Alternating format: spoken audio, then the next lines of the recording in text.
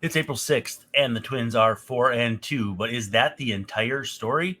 Do we feel differently if the Twins had won 2 of 3 in each series to this point instead of dropping 2 of 3 to the Marlins?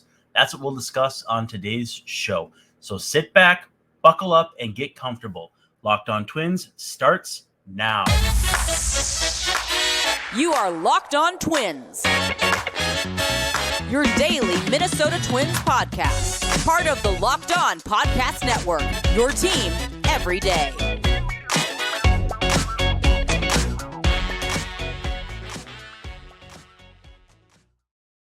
Hello. We are back with Locked On Twins. Thanks for making us your first listen every day. We're free and available wherever you get your podcasts, as well as on YouTube. And of course, we're part of the Locked On Podcast Network, which is your team every day.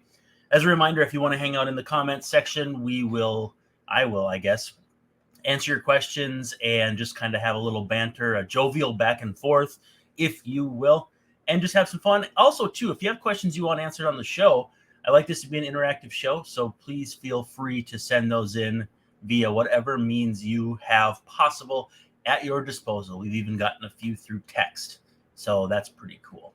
Other than that, we're just going to dive right in. And we're going to talk about first the Marlins series. So Twins dropped 2 of 3 and fall to, which seems strange to say, 4-2 on the season. And I am curious how people feel about that start, because 4-2 is good, but losing to the Marlins is a tough pill to swallow in the sense that they're not really considered in the thick of things in the NL East this year. Now, with that said, certainly no shame in losing to defending Cy Young winner Sandy Alcantara, and also too Jesus Luzardo. There we got it. Was solid from the left side, throwing heat, hiding the ball well, and pitching out of the shadows too, which is obviously a difficult part of the ball game as well. Well, let's take a rundown quick first of comments from Twitter. I asked people how the opening series made them feel. And we got a lot of comments, I think almost 50, which is pretty cool. So I said we'd read the best ones on the air. Lars G says the rotation looks excellent. The bullpen is mostly fine, but the bats are a bit hot and cold. Hard to complain too much about being shut down by Alcantara and Luzardo. Tend to agree with that. Both of those guys pitched very, very well. And it's not as though Kenta Maeda didn't give them a chance to win in Game 2, and Pablo Lopez especially in Game 3. Harley Schultz says, so far so good. The series against the Astros will be the big legitimacy test as they bring both big bats and solid pitching. We'll break down that series upcoming here in the final segment of today's show. Kasabe says, pitching has been great. Hopefully the offense warms up into May. Just like the weather, we're hoping that too, which is why they're not playing today. Although I'm looking outside and the sun's shining bright, and I guess it just comes down to Friday being a better day for baseball. Pat Dwyer says, loving the pitching overall and hope Maeda is okay. Positional depth is the biggest issue. Very concerned about Polanco and Kirilloff. Good update on Polanco. Starting a rehab stint with Fort Myers in low A today, batting second and playing second. So hard to say how long that rehab stint will go, but hopefully it's not terribly long. With that said, he didn't play any in spring training, so it may not be of that 3-game to 5-game variety. It'll be maybe the better part of a week, but we'll see what happens. Extreme Elixir says he is hesitantly optimistic. Starting pitching looks like it could be the deepest in the league, and bullpen has possibly a few leaky holes, but 2 bad runs aren't enough to call it just yet. I agree with that. Davis Prusman says he's very pleased from the pitching perspective, but he says the lineup continues to be streaky, just like the last couple years. Also mentions Luis Ariz. Andrew Nealand says he is confident the pitching will hide the offensive struggles. I not as positive, but we'll see about that. Our friend Alan says he'll take a 4-2 road trip any time of the year. Cody says he's worried about cold streaks with offense, but he is pleased with the pitching. Twins Nation podcast says ask after the homestand. We'll just read a couple more of these and then we'll move on. Kevin Olson says starting staff has been great and he's excited that Trevor Larnach may be breaking out. And that's exciting to see. He batted ninth against Luzardo and was actually one of very few players to get a hit, driving in the only run of the game. Mike the Scolger says, as long as we don't run into any more aces, we're going to run the table, which, 159 and 2, I guess, right? And what else do we got? Minnesota Matt says, same old Twins, sketchy pen and streaky hitting. They're not going to run away with anything. I don't think that's necessarily unfair, but I also think, too, nobody said anything about running away with the division. So Twins win 11-1 on Monday. Johnny Cueto gets absolutely bombed before leaving with an injury. Kepler leading off the game with a home run was a good sign of things to come with Trevor Larnach, Joey Gallo, and Ryan Jeffers all homering, although Jeffers off a catcher. But Tyler Mahle looked very good, 7 strikeouts in 5 innings. So you like to see that. The 1-0 loss on Tuesday, certainly a tough pill to swallow, but Sandy Alcantara was Sandy Alcantara. He was absolutely great. Kenta was also very, very good. And it appears he's going to make his upcoming start, though he did leave with some discomfort in his arm. So that'll be something to keep an eye on. That game went 1 hour and 57 minutes, too. We'll talk about that here in just a minute, about how we feel about shorter games. And then the series wraps with a 5-2 loss. Luzardo versus Lopez was everything it could have been billed as. And then Griffin Jacks, and Caleb Thielbar run into a little trouble late. Jorge Soler hits a second home run of the day, an absolute moonshot, and that kind of ended the day for the Twins. But kind of a fun little matchup, seeing Caleb Thielbar strike out Luis Ariz in the 8th inning. But then Soler came up and did what he does. So not the end of the world to drop 2-3 to the Marlins. You look at it from a 10,000-foot standpoint, you don't want. But then, yeah, you face some really dang good pitching, and part of you, too, wonders just how good this Marlins team could have been if they had this version of Pablo Lopez in the rotation, too. But they needed offense. They got offense from Ariz. They're still a little ways off. I think it's still going to be a pretty tough year in Miami, but they gave other teams a pretty good taste of what they're capable of when their pitching is on point. 0 roster moves so far. I wanted to highlight that too, because Dick Bramer mentioned that in, I want to say, Wednesday's game. He said that there were like multiple pages of transactions and moves in the media guide from this year talking about last year, which goes to show just kind of the amount of turnover this roster had. And it was pretty indicative of how the year went on the whole. So, so far so good. Hopefully the upcoming roster moves here are, activating Jorge Polanco, maybe at some point Alex Kirilloff. Also not placing Kenta Maeda on the injured list, but for now we can feel good about that. And then in the comments, and I'll share my opinion too, games going much shorter. Wednesday's game was on pace to go under 2 hours again until things got a little dicey late. And let's see if I can find the official time of game. Just pull it up here. They're averaging, I know for a fact they're averaging like 30 minutes less than they were in games last year. Game time, 2 hours, 10 minutes. Attendance, 8,981. Woof, you don't like that. But yeah, 2 hours, 10 minutes. I've seen people go both ways when it comes to shorter games. There's obviously an element of fans wanting to be at games a little longer for the amount they pay for ticket prices, concessions, parking, all that stuff. But at the same time, too, the games on TV going a lot faster are probably going to make them a little more enjoyable from an entertainment standpoint. You don't have to block off as much time in your day, which means you can watch a higher percentage of games if you're a busy person. And also, too, you consider that even on a good day, your paying audience is 30-some thousand at Target Field, and you're hoping to get multiples of that watching on television. Although with going belly up, we'll see.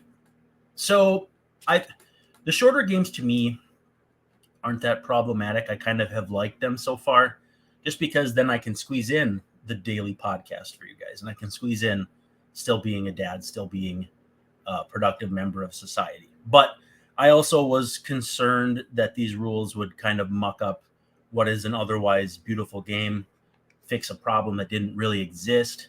And to this point, I think I'm actually in favor. If you were to give me like if 50-50 means you're truly riding the fence, I'm about a 65-35 right now. And as kinks get ironed out, nobody wants to see someone strike out or walk on a violation. That's especially, someday somebody will get their 1,000th strikeout, or Pablo Lopez got his 500th strikeout, or is in the, yeah, he got it, I think. You wouldn't want that on a pitch violation or something like that, or a hitter violation. I just think that's kind of anticlimactic. So, yeah, in general, I think I'm in favor of it so far. Let's talk about a new sponsor to the show, eBay Motors, ebaymotors.com. For parts that fit, head to eBay Motors and look for that green check mark. Stay in the game with eBay Guaranteed Fit. ebaymotors.com. Let's ride.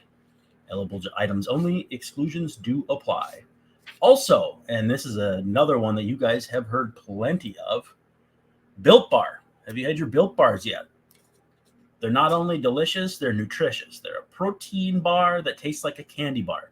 If you go to BuiltBar.com and use the promo code LOCKEDON15, you'll get 15% off your next order. I was just looking at the list of flavors, and I don't even know if I got through all of them. There's so many. So lots to choose from. If you've got a specific taste, they've got a specific bar for you.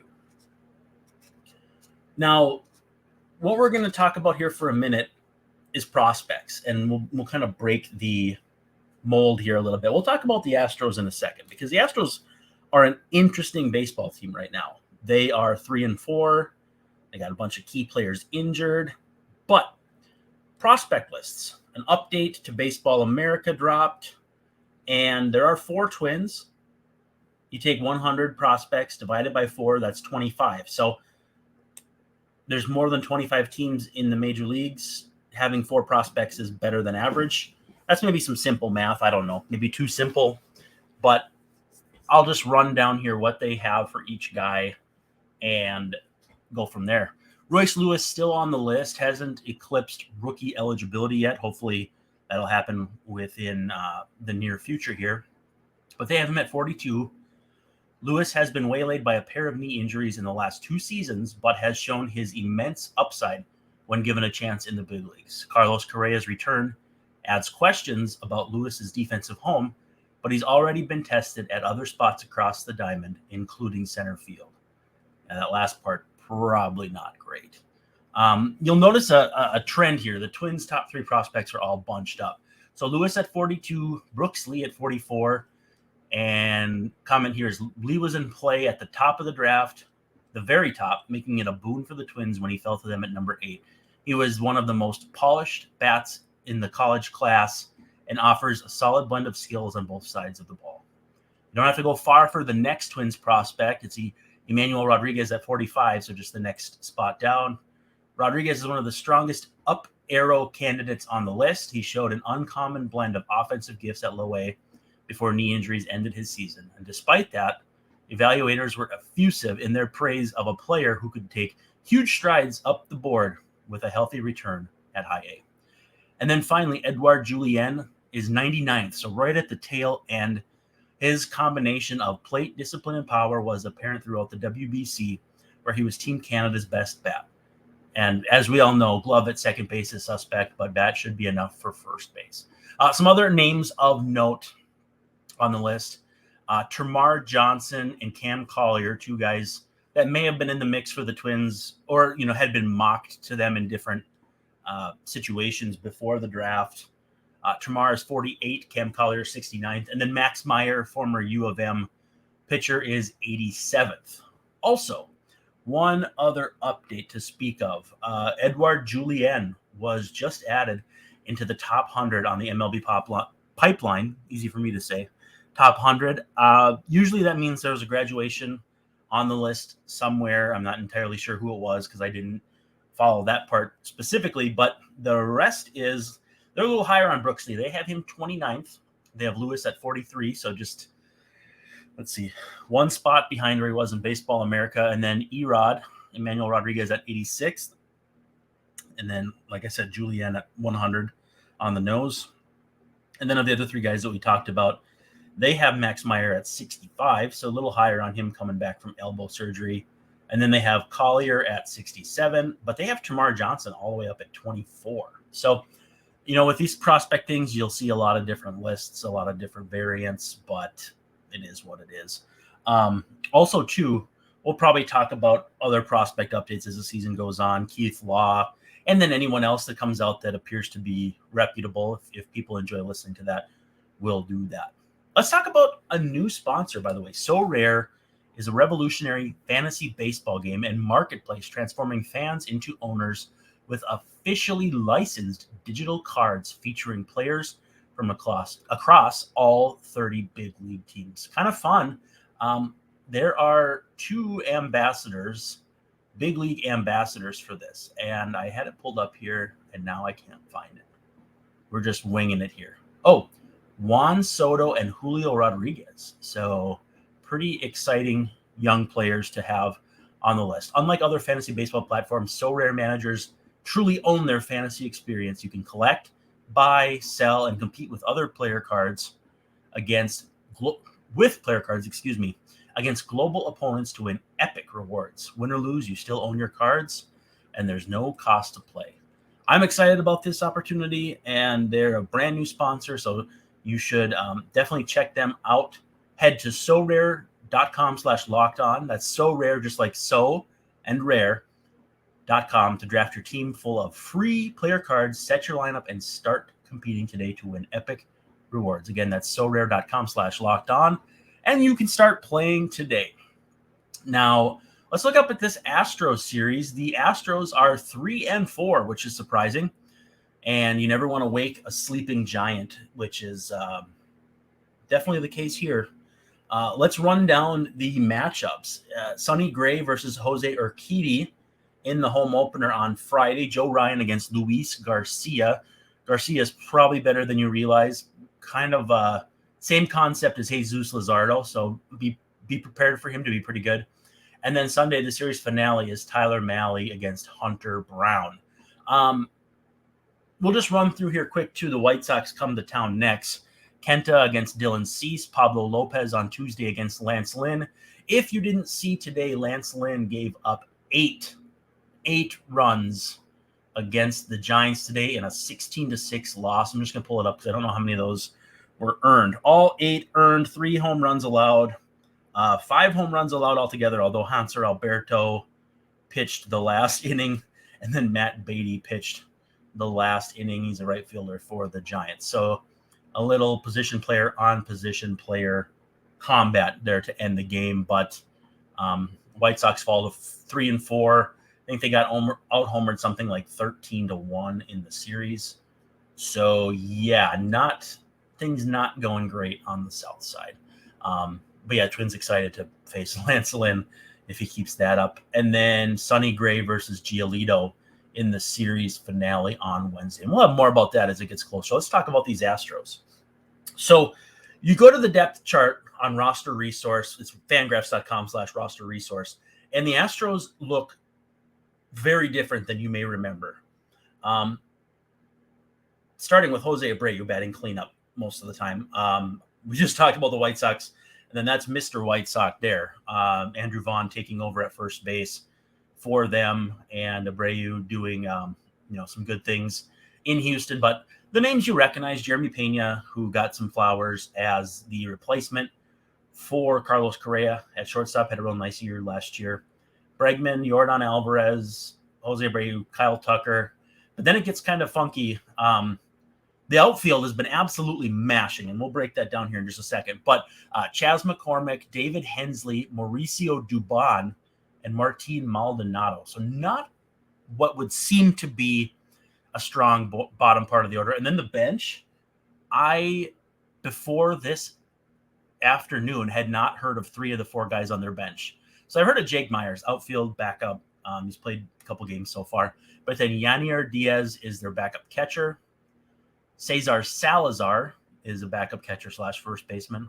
And Corey Julks is their kind of utility man. I had not heard of those three guys. I think maybe Diaz I'd heard of.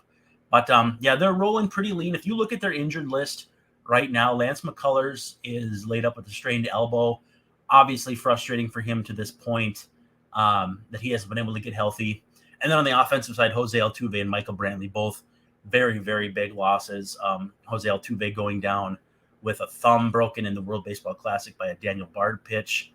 Daniel Bard on the injured list, he's dealing with some anxiety too. So nothing really good coming out of that situation between him and Altuve.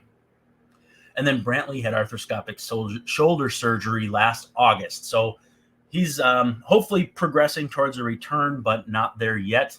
So lucky for the Twins, they're going to see kind of a compromised Astros roster. But again, you don't want to wake a sleeping giant. Now, they will miss the top two pitchers in the rotation in Christian Javier and Framber Valdez. The Twins saw Framber in the 2020 playoffs. I think they probably saw Javier too. I'm trying to rack my brain. But two guys who awesome. They're going to get the Pirates after the Twins. So Twins have a lot of things lining up for them. It's at home, not facing the top two pitchers and a couple key guys out of the lineup. We'll see what happens. But with that said, that's it. That's a wrap for today. But before we split on this edition of Locked On Twins, make sure that your second listen of the day, after us being your first listen, of course, is Locked On Fantasy Baseball. You can win your league by listening to Matt and Dom every single day. They help you navigate the waiver wire, the trade market, and all of those sorts of things so you can make shrewd trades and bring home the fantasy gold. So you can find Locked On Fantasy Baseball wherever you get your podcasts and on YouTube. They're also part of the Locked On Podcast Network, which is your team every day. Now, make sure you follow Locked On Twins, Locked On Min, and, of course, me at Brandon_Warren, as you see on the screen if you're watching on YouTube. Thanks for hanging out, and subscribe, give us a 5-star review. If you're listening on podcast platforms, those reviews are huge. Hit subscribe, come hang out in the comments section, all that fun stuff, and send questions, too, if you want to ask something that will maybe pique my interest to put on the show. Thank you again for making Locked On Twins your first listen every single day.